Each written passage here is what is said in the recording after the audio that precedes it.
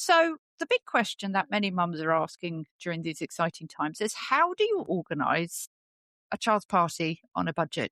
Because there is just so much pressure, maybe created, maybe through Pinterest, maybe through Instagram, for mums to perform when it comes to the birthday parties.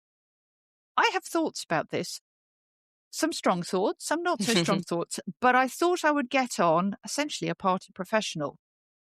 I'd like to introduce Kate Hutton, who is a party host who works locally for a company called Crafted Bus, who provide parties, activities for children and grown-ups as well. Kate herself is a homeschooling mum of 4, and she knows what works. She knows what doesn't.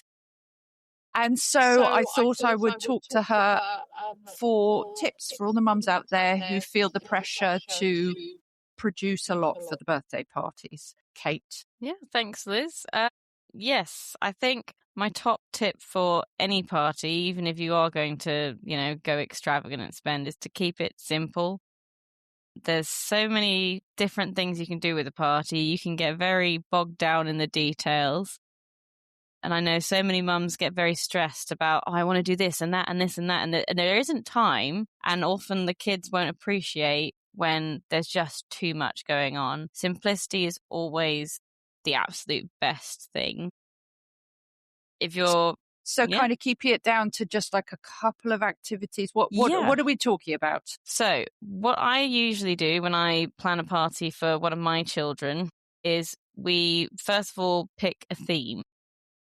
So it doesn't have to be like, a thing that they like K-pop Demon Hunters or whatever, but it can be as simple as, I'd like to do like a tea party themed party. So for instance, my daughter and I will then sit down and go, okay, what can we do with that? We'll look at venues. Where could we go? And that's one thing that's a huge cost. If you try and just hire a venue for everything, then you're going to be paying so much money and then, it's just gone. You've had like a couple hours.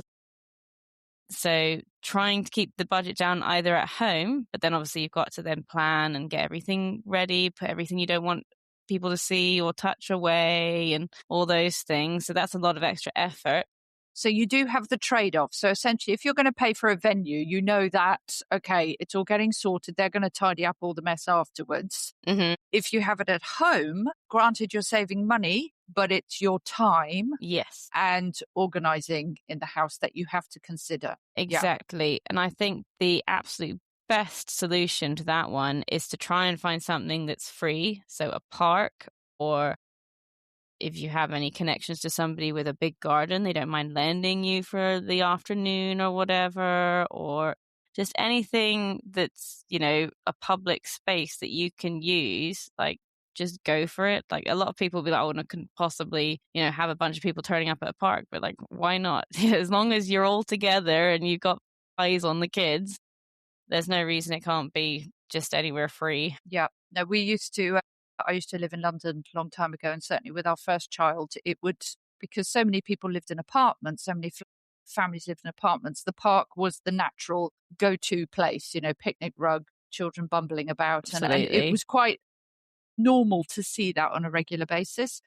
Okay, so first thing, don't have to pay for a venue.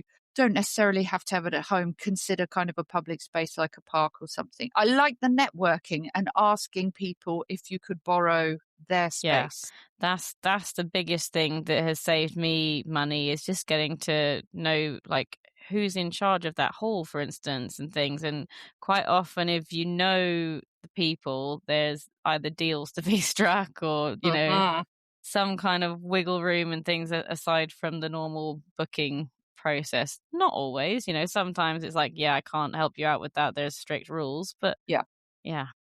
I mean, that's the thing. What's the worst somebody can say is no. No, exactly. It's like, okay. And you move Plan on. B. Yeah. And then move on on. So what do you think is kind of causing all this pressure for women, for the mums, to kind of put on these spectacular events? And I've been to some amazing parties. My caveat there is I would describe those parties as amazing for grown-ups. Yes. I'm not, at the time and with reflection, I've gone, I'm not sure how successful these were for the children. Mm-hmm. In your capacity as kind of professional party host, have you any observations on that? I quite often see where parents have really like run away with it, like every detail they wanted to do. It's almost at like wedding level in some places. Wow. And, it's great. You can see, like you said, the parents are loving it. Clearly, that's like the mum's jam or whatever. And they wanted to plan all these details and they just wanted to splash out on their kid and have the best time. But as far as the children are concerned, quite often you see them, sit down at the table to have their food or whatever, which, it looks absolutely amazing. But the second it's, they're tearing into it, it's all complete mess anyway because they're kids. And then they're quite interested in like the play equipment that's already in the garden, the trampoline, the climbing frame, whatever, which is nothing that they've, set up specifically for the party. Or just the games, like party games are so underrated. I'm not necessarily talking like pass the parcel musical chairs, but there's so many other just games that you can run that sometimes blow these kids' minds. They're like, this is so fun. I think there's a Bluey episode about Pass the Parcel. Oh, yes. My one thing about Pass the Parcel is you can't, I think there needs to be a number limit on the children in the parcel. Otherwise, there's a lot of waiting, small children waiting. Absolutely. And that doesn't work too well. That doesn't work. But there's this wonderful Bluey episode with they do Pass the Parcel where there's a gift on every level. And then one of the dads goes, no, we're going to do it sort of 80s style. No gift except the one at the end. And at first the mums are horrified. Yeah. But then all the kids want to play 80s style Pass the Parcel where it's like you either win or you lose. Yeah. And most people the danger will lose. Involved. Danger. Yeah. and the life lesson in there too. Yeah, so absolutely. what sort of party games, so aside from, musical chairs and Pass the Parcel, which ones would you recommend? So, I mean, it depends on the age group because obviously things like musical chairs or whatever are great for little kids and Duck, Duck, Goose and all that. And I would say maybe even up to 5, they're still loving those games. A little bit older, my kids love to play a game called Ninja, which basically they're all standing in a circle with their hands in the middle. And then somebody goes 3, 2, 1, Ninja. And everybody jumps out as far as they can and has to hold their position. The object of the game is to hit somebody else's hand with your hand and avoid getting struck yourself. The rule is that you go round in the circle. Everybody can only make one fluid movement. So you can't come and come back. It's just you go and that's it. Then you have to hold it. You can't move. You are allowed to react if somebody goes for you, but you can't just keep moving. So there's a lot of like staying still, figuring out like whose go it is and trying to hold your position. A lot of the time somebody will like try and leap for somebody else's hand, but then they've got to then try and hold that position, which is hilarious for everybody else. That's brilliant. Obviously, if you move when it's not your turn or if it's not one fluid movement, then you're out in addition to if you get your hand hit. So it's kind of, it's like an element of Twister in there as well. In terms of the contortions, yeah, a little bit. Like it's a physical thing. You've got to like be able to balance and hold yourself steady, and it's a strategic thing. You've got to think, where am I going to place myself so that my hands are out of the way and things. There's a lot of like mental planning going on, I think, while it's not your go, so it's not like you're just waiting for your turn. Yeah. But yeah, my kids absolutely love it. And that can be a really fast game where people just like fall over and get out really quickly, or it can be a longer one and people are like cheering on the people that are still left in. So yeah. Oh, yeah, brilliant. It's a really good one. So that's a fantastic one. I remember, so the 2 triumphs of birthday parties we've had here was when we moved into our house, not this one, the one before. I think one of my children turned 6 or 7, I can't remember. We had all the packing boxes left over. Yeah. We threw them into the garden. The children came. I hadn't planned anything. There was like a barbecue. There was going to be food. Yeah. And that was it. And the children just turned all the packing boxes into castles, tunnels. I mean, looked like a gypsy encampment, but they had a ball for 2 Yeah, hours. So amazing. that was a triumph. And then there was another one where, I mean, this is England, and it was meant to be a summer party where we were hoping the sun would shine, but it didn't rain. It rained. So Of what we course. did, wellies on, children outside with fathers to go Yeah. snail hunting. So they had to get snails, and then we had a snail race. Amazing. There you So, go. bit of So exciting. Nail varnish. Yep. So That's everybody your knew little snail. that's your Yeah. snail. You could do the same with a Sharpie pen, and then it was just like the race, and the dads were there, and the children were Absolutely. there. And I everyone's mean, cheering on. I bet that was a blast. That sounds great. that was, but it was definitely kind of code pink jobs. I'm going to make sure that everybody has enough prosecco and squash, and then the dads can go snail hunting. That is one of the keys to the successful party is the divide and conquer element of, if you're going to do the party, accept that if you're doing it cheaply, you are the host, you are the entertainer, but also you can't do it alone. So you got to get somebody in there to do the other bits, because one person's going to be essentially with the kids the whole time. And then there is things like food, there's things like drinks, there's things that need to be set up, there's things that need to be cleared away, music needs to be going and things to, keep everybody happy. If there's parents staying, they need to, have somebody to chat to and things and to be hosted. So Matthew and I will very often divide and conquer, quite often, because he hates party planning. I do the planning. These are your jobs. And, he knows in advance. He's like, okay, I can do that bit. And then it comes to the day and it just works so much smoothly because we're not having an argument over like, oh, could you go and do this, please? When they didn't expect to have to do that, because they know ahead of time, this is the stuff I need you to do and this is the stuff I will be doing. Obviously stuff comes up that's not in that list, but it's so much easier when you're just like, yep, that's my thing. So yeah. And I think that's also quite a useful life lesson for marriage in general. Yes, for sure.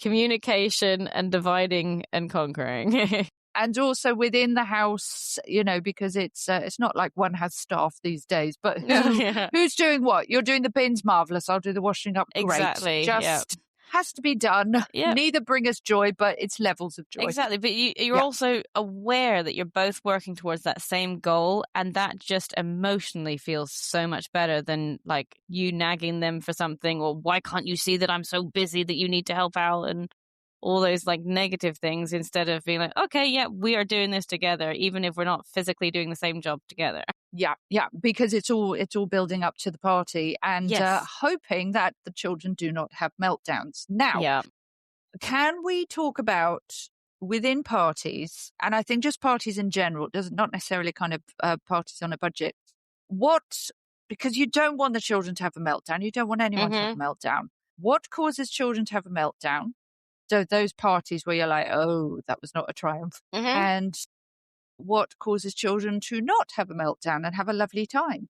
Can you sort of speak to that again from your own family experience and working on the I call it the party bus, but that's what it is. So I don't really have any major meltdowns with like my own sort of family parties that I've hosted for my kids.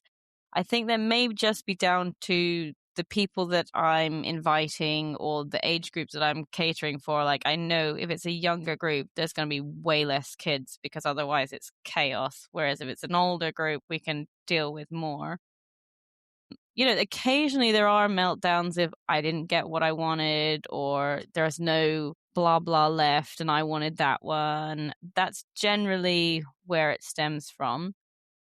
Occasionally when I'm on the bus, there are kids, and sometimes you don't know why they are at the party, because sometimes they really don't seem to get on with the birthday child. And I think as parents, we need to kind of be aware that if we're hosting an event for our child's birthday, that maybe that's not the best time to invite the whole class if we don't get on with the whole class, or it might not be the best time to try and maybe heal a relationship or something that's been going a little bit, off the rails, because it just makes it very difficult for everybody to then be in that environment while that's going on as well. And you can see it making rifts in other relationships and things, which Wow. is, not great.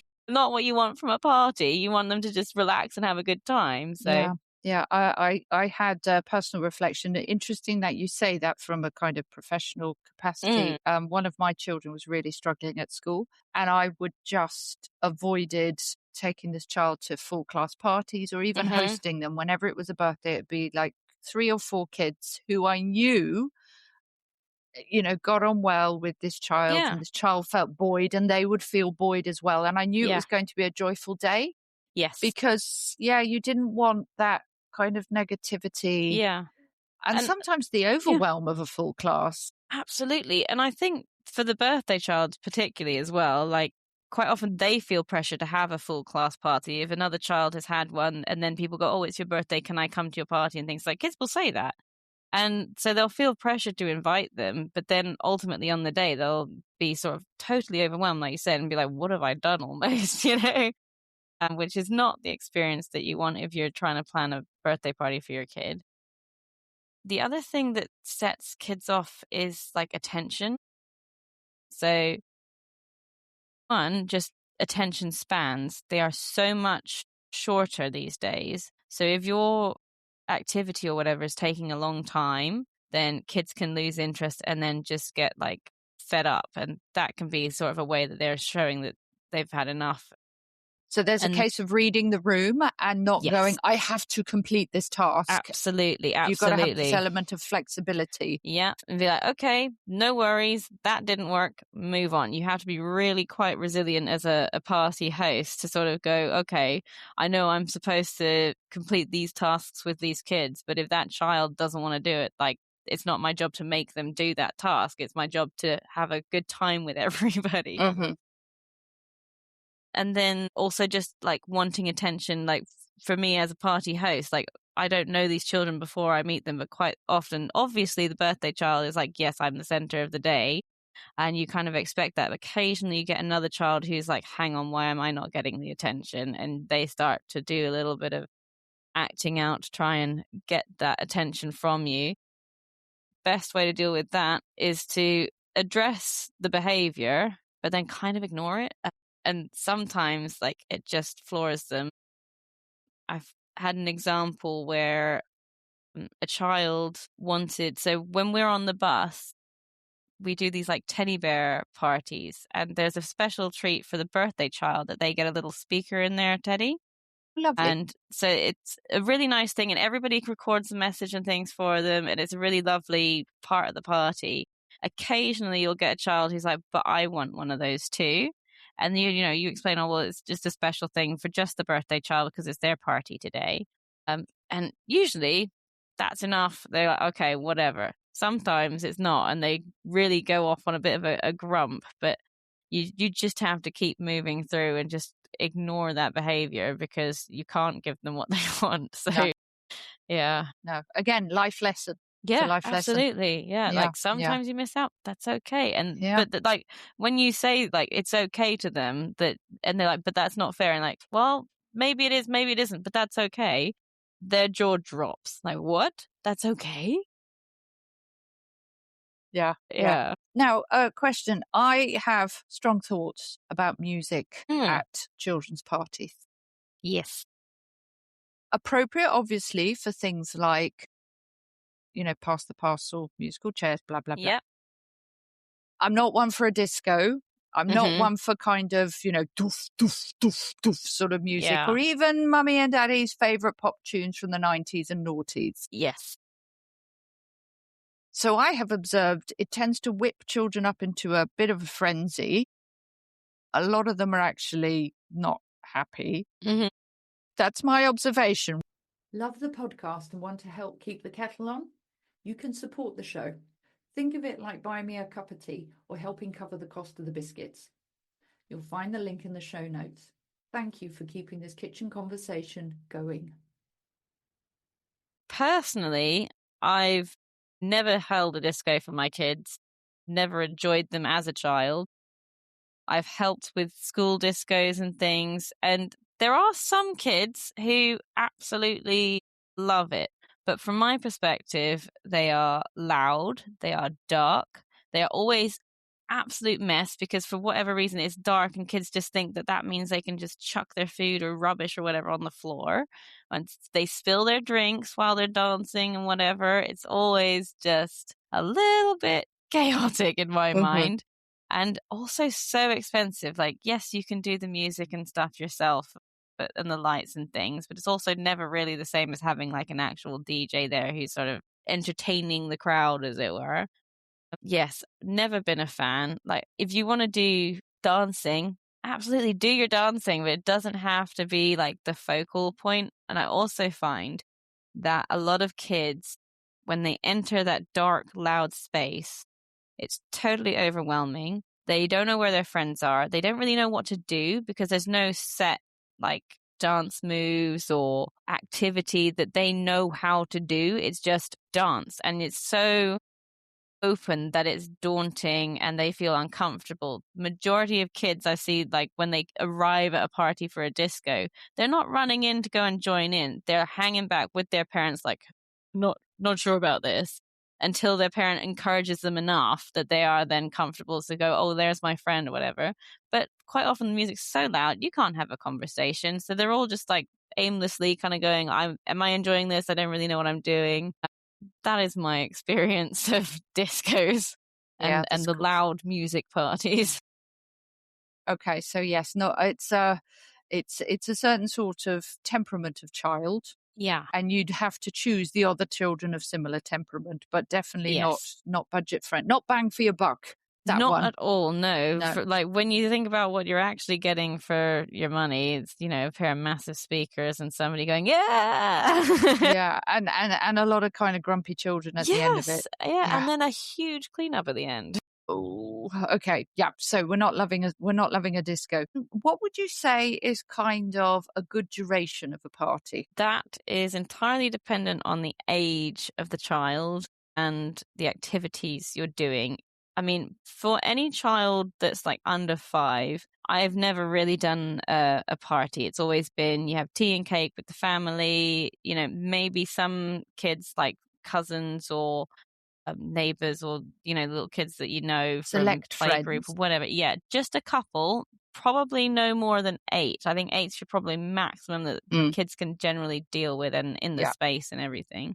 And then we do the pass the parcel, the duck, duck, goose, the, you know, bursting the balloon on the chair. Of course, some of those kids, like, that would be out because just the loud bang is enough to cause tears. I've got a couple of those in my flock. And no, it's like popping of the balloons. No, that one's a no-go. Yeah, you got to know who's there and what they're going to be triggered by. But yeah, so those parties, honestly, the shorter the better. Like, and also you want to choose if you're going to set it around a meal time or not, because if you're going to set it around a meal time, it can be a bit longer because they're going to sit down and have some food. But if they're not expecting to sit down and eat something, you really have to keep it quite short. Otherwise, you have people hungry, you have people tired, and, you know, all that jazz that comes with being a toddler up to a young child.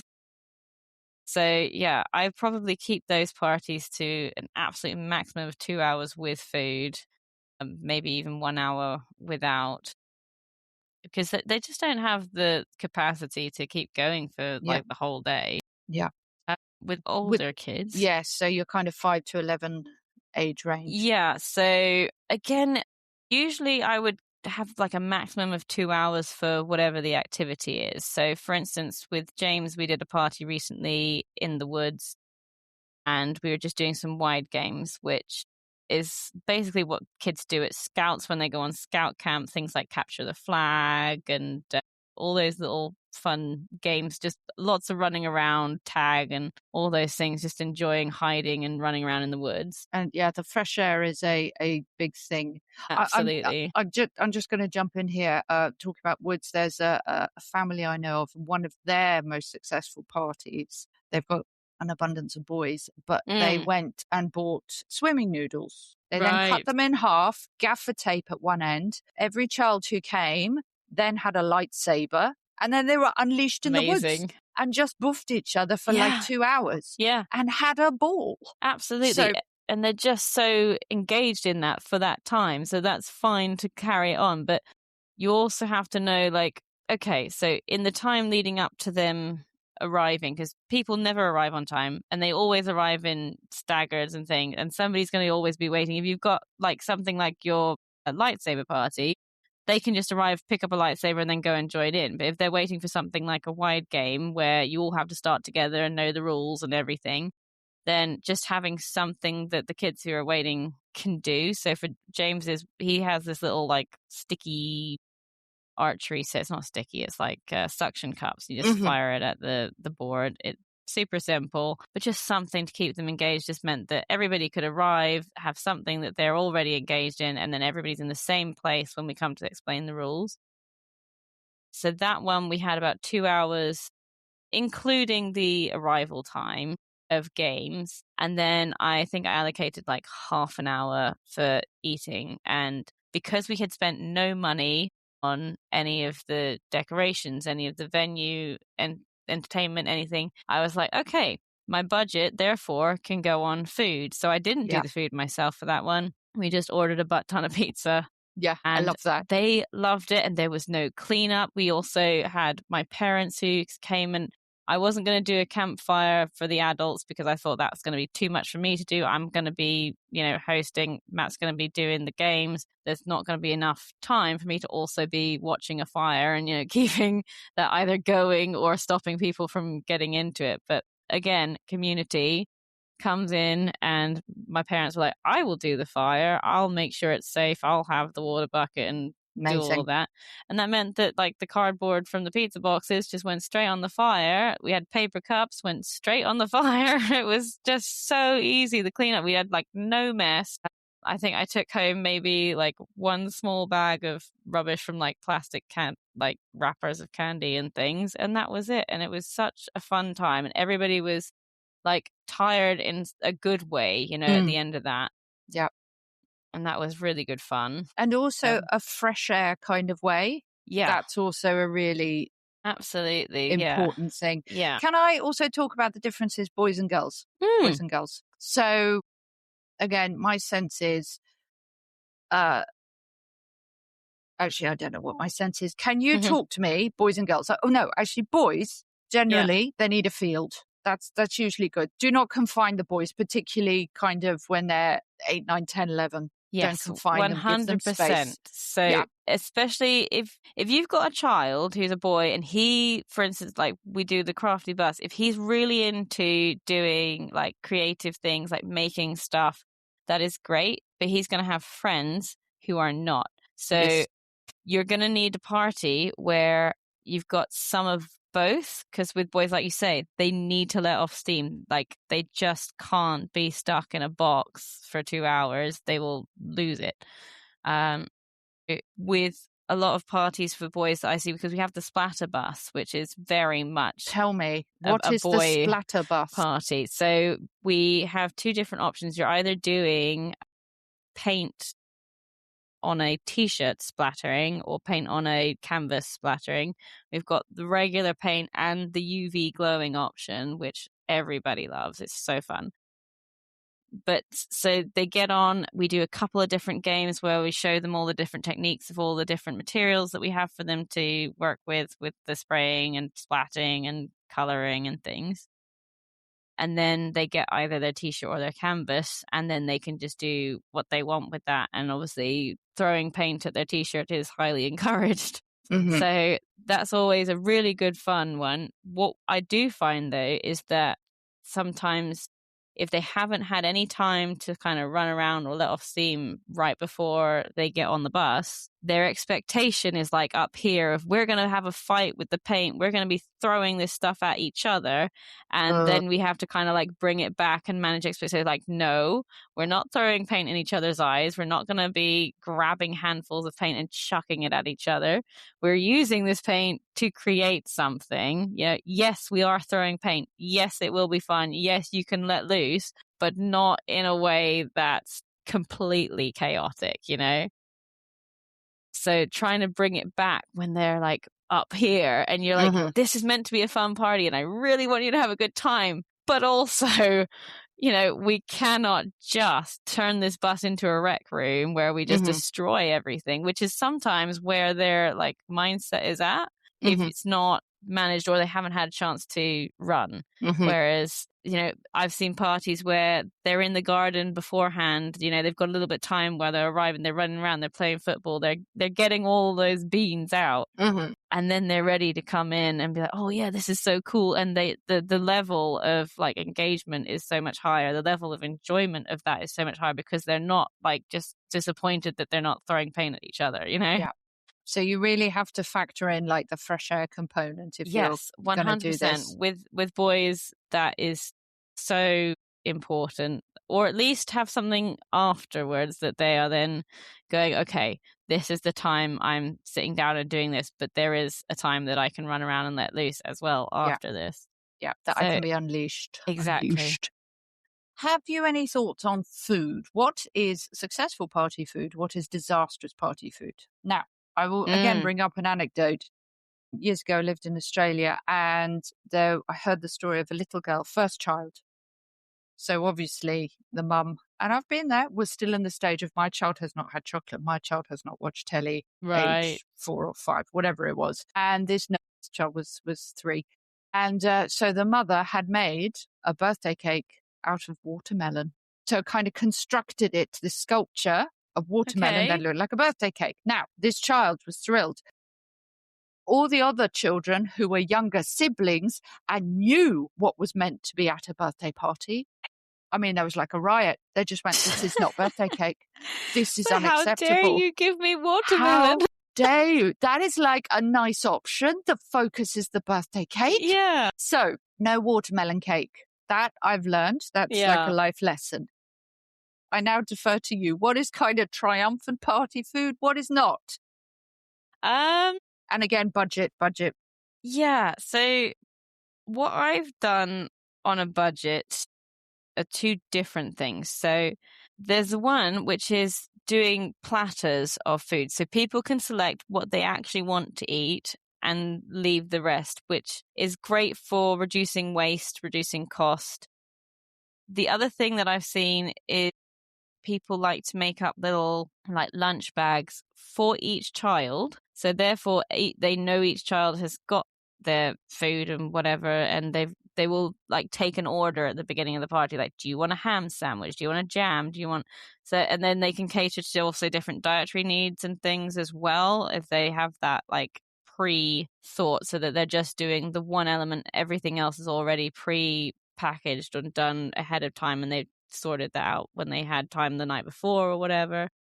So that works really well in terms of keeping it mess free, making sure everybody has what they need in terms of diet. And then also, if they don't finish it, if it's in a bag or whatever, they just take it home with them. So they don't actually like leave a bunch of unfinished food. It's like, well, that's your food, so you can just take it with you.